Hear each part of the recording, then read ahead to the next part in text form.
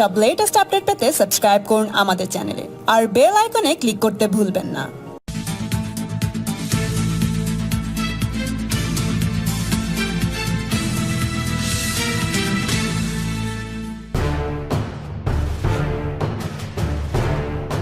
आदरणीय मुख्यमंत्रीगण, केंद्र में मंत्रिपरिषद के मेरे साथी, गवर्नर्स, लेफ्टिनेंट गवर्नर्स, आप सबको नमस्कार। अनलॉक 1 को 2 सप्ताह हो रहे हैं। इस दौरान जो अनुभव आए हैं उसकी समीक्षा, उन पर चर्चा हमें आगे के लिए बहुत उपयोगी हो सकती है। आज की इस चर्चा में मुझे भी आपसे काफी कुछ जानने का अवसर मिलेगा, ग्राउंड रियलिटी क्या है उसको समझने का अवसर मिलेगा। आज की चर्चा के निकले पॉइंट्स, आपके सुझाव देश को आगे की रणनीति बनाने में अवश्य मदद करेंगे। साथियों, किसी भी संकट से निपटने के लिए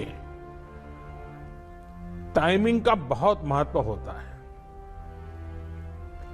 सही समय पर लिए गए फैसलों ने देश में कोरोना संक्रमण को नियंत्रित करने में बहुत मदद की है।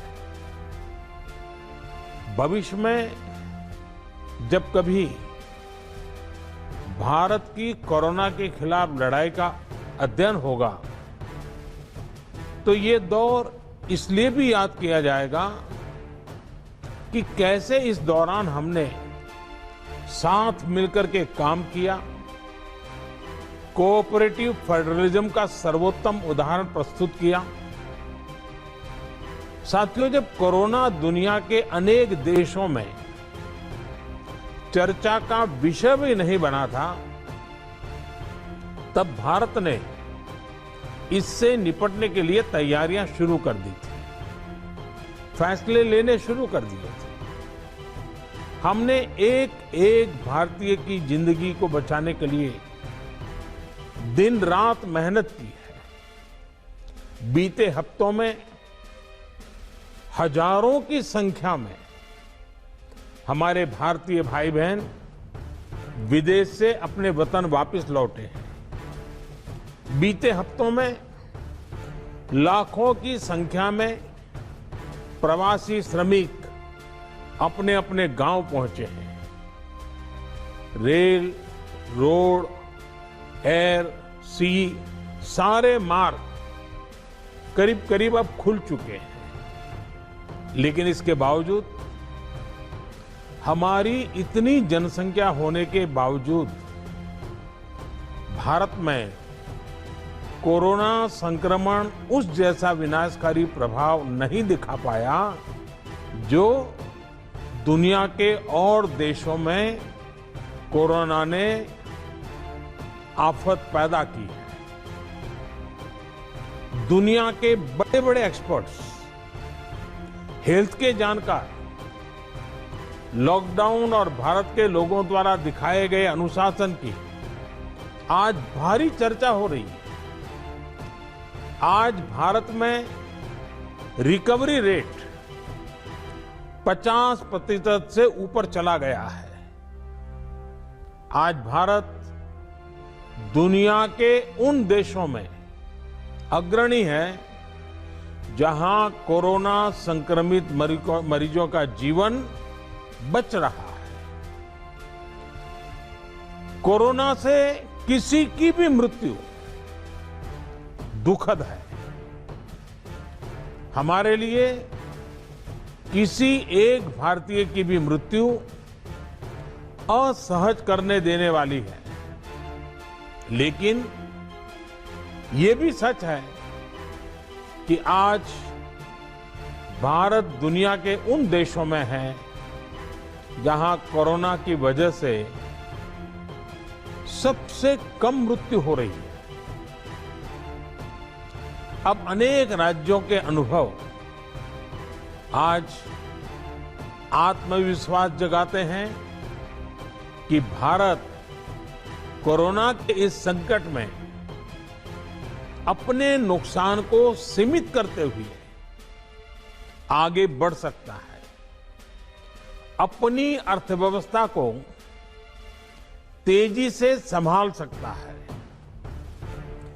साथियों, बीते 2 हफ्ते के अनलॉक 1 ने हमें एक बड़ा सबक ये भी दिया है कि अगर हम नियमों का पालन करते रहें, सारे दिशा निर्देशों को मानते रहे,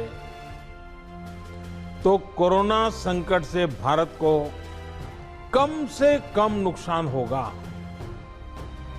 इसलिए मास्क या फेस कवर, उस पर बहुत ज्यादा जोर देना अनिवार्य है, आवश्यक है। बिना मास्क या फेस कवर के घर से बाहर निकलने की अभी कल्पना करना भी सही नहीं है। ये जितना खुद उस व्यक्ति के लिए खतरनाक है, उतना ही उसके आसपास के लोगों के लिए भी। इसलिए 2 गज की दूरी का हमारा मंत्र हो, दिन में कई बार 20-20 सेकंड के लिए साबुन से हाथ धोने की बात हो, सैनिटाइजर का इस्तेमाल हो, ये सभी बहुत गंभीरता से किए जाने चाहिए। खुद की सुरक्षा के लिए, परिवार की सुरक्षा के लिए, विशेषकर घर के बच्चों और बुजुर्गों की सुरक्षा के लिए ये बहुत जरूरी है। अब तक लगभग सारे ऑफिसेस खुल चुके हैं। प्राइवेट सेक्टर में भी लोग ऑफिस जाने लगे हैं। बाजारों में, सड़कों पर भीड़ बढ़ने लगी है। तो ये सारे उपाय ही कोरोना को तेजी से फैलने से रोकने में मददगार होंगे। थोड़ी सी भी लापरवाही, थोड़ी सी भी ढिलाई, अनुशासन में कमी कोरोना के खिलाफ हम सभी की लड़ाई को कमजोर करेगा। और इतने दिनों की जो तपस्या है, उस पर पानी फिर जाएगा। हमें इस बात का हमेशा ध्यान रखना है कि हम कोरोना को जितना रोक पाएंगे, उसका बढ़ना जितना रोक पाएंगे, उतना ही हमारी अर्थव्यवस्था खुलेगी, हमारे दफ्तर खुलेंगे, मार्केट खुलेंगे, ट्रांसपोर्ट के साधन खुलेंगे और उतने ही रोजगार के नए अवसर भी बनेंगे। साथियों, आने वाले दिनों में अलग अलग राज्यों में इकोनॉमिक एक्टिविटी का जिस तरह विस्तार होगा, उससे मिले अनुभव दूसरे राज्यों को भी बहुत लाभ पहुंचाएंगे। बीते कुछ हफ्तों के प्रयासों से हमारी अर्थव्यवस्था में ग्रीन शूट्स दिखने लगे हैं। पावर कंजम्पशन जो पहले घटता जा रहा था, वो अब बढ़ना शुरू हुआ है। इस साल मई में फर्टिलाइजर की सेल बीते साल मई की अपेक्षा 2 गुनी हुई है। इस बार खरीफ की बुआई बीते साल की अपेक्षा करीब 12-13% ज्यादा हुई है।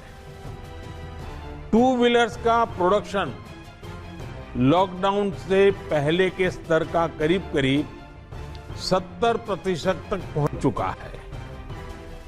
रिटेल में डिजिटल पेमेंट भी लॉकडाउन से पहले की स्थिति में पहुंच चुका है। इतना ही नहीं, मई में टोल कलेक्शन में बढ़ोतरी होना इकोनॉमिक एक्टिविटी में वृद्धि को दिखाता है। लगातार 3 महीने तक एक्सपोर्ट में कमी के बाद जून में एक्सपोर्ट फिर से बाउंस बैक करके पिछले साल के प्री कोविड पीरियड में पहुंच गया है। ये तमाम संकेत है जो हमें प्रोत्साहित कर रहे हैं, आगे बढ़ने के लिए प्रेरित कर रहे हैं। साथियों, आप में से अधिकतर राज्यों में एग्रीकल्चर, हॉर्टिकल्चर, फिशरीज और एमएसएमईज का हिस्सा बहुत बड़ा है। आत्मनिर्भर भारत अभियान के तहत बीते कुछ दिनों से इन तमाम सेक्टर्स के लिए अनेक प्रावधान किए गए हैं। एमएसएमईज को सपोर्ट करने के लिए अनेक फैसले हाल में लिए गए हैं। समयबद्ध तरीके से एमएसएमईज को बैंक से क्रेडिट दिलाने का प्रयास हो रहा है। 100 करोड़ रुपए तक के टर्नओवर वाले उद्योगों को 20% अतिरिक्त क्रेडिट के ऑटोमेटिक इंक्रीज का लाभ दिया गया है।